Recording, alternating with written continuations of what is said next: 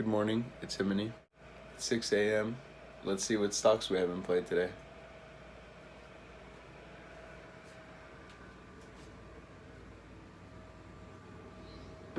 Here's ATAI. This one, we saw it on my scan this day, and it came up on my scan this day also.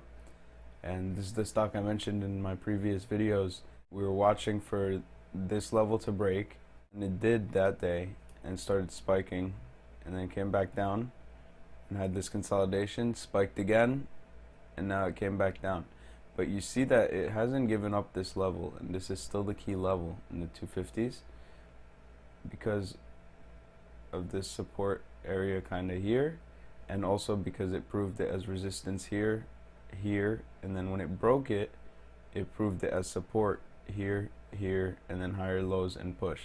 So the fact that it's basing over this whole area, the 250 to 3 area, and 3 is even this top of this resistance in this sort of range, the fact that it's holding this is not good for shorts. This can continue higher now.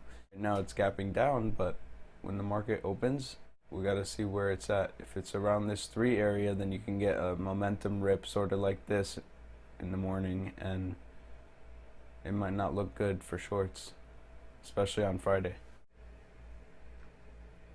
Here's FTFT. There's nothing really on the daily chart for me. Let's get a better look at this. No real volume.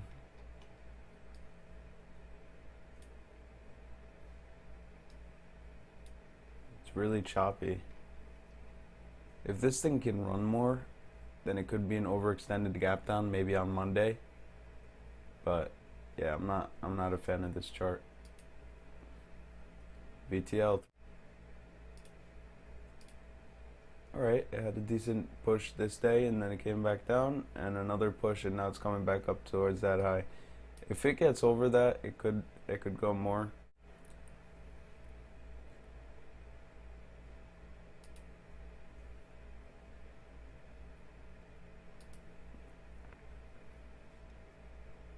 PHUN, it's a little higher priced, but it did come up from the lower prices, so it still acts like a lower priced stock. I mean, this can run. This can have another run today, maybe to 12. First thing, it needs to hold the 9 area, and then if it starts ripping, it can probably go to 12.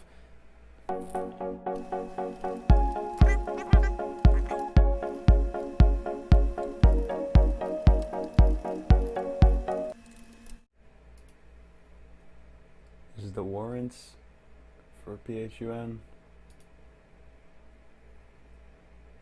LCI. Okay, now we're getting into the low volume range. What I do now is I'll uncheck the previous day so we get today's morning gainers.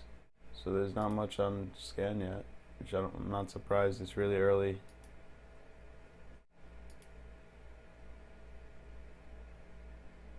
Yeah, nothing here yet. And here I'll write the plan for ATAI.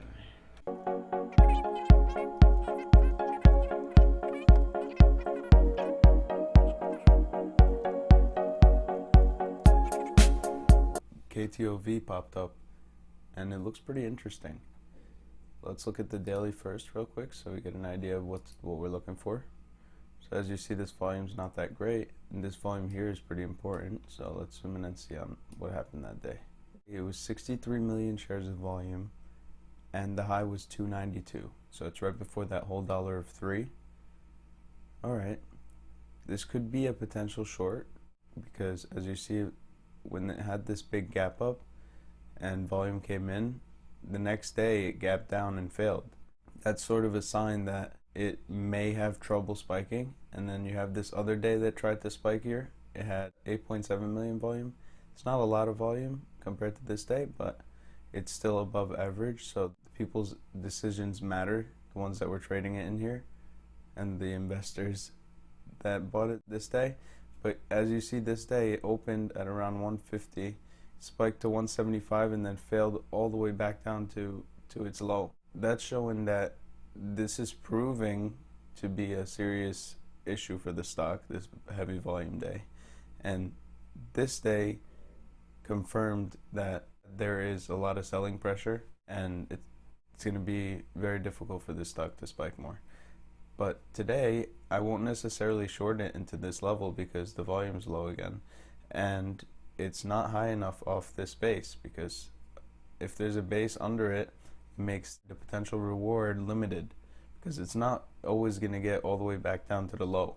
If you short into the 175 area, the stock will start having trouble getting lower once it gets to this 150 area. So you're risking that if 175 breaks, you might not get out on time and you're out by 2, let's say maximum, by accident, and then your reward is 25 cents. So now you're in a 1-to-1 risk reward, and it's not really a great decision. So today what I would look for is I would like some more volume. I'd like it to spike a little more, and then if it does get as high as 2.5 or 2.75, maybe I would consider it short. But right now, this thing looks like it can be a runner for today, so it might be a potential long. As you can see, the base is in the 120 area and the stock is in the 130, so there's limited risk.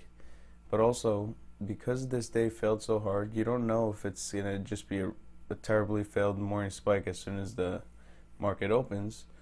So you want to try to take smaller size in this situation. For example, if I do buy this around the market open and my risk is on that 120 area, I'm not going to size in full size, and it's going to be the sort of trade where I know that it can go wrong and I'm always ready to get out as soon as possible. Every trade you should be prepared to exit as soon as possible, but with this sort of setup, it's not the best.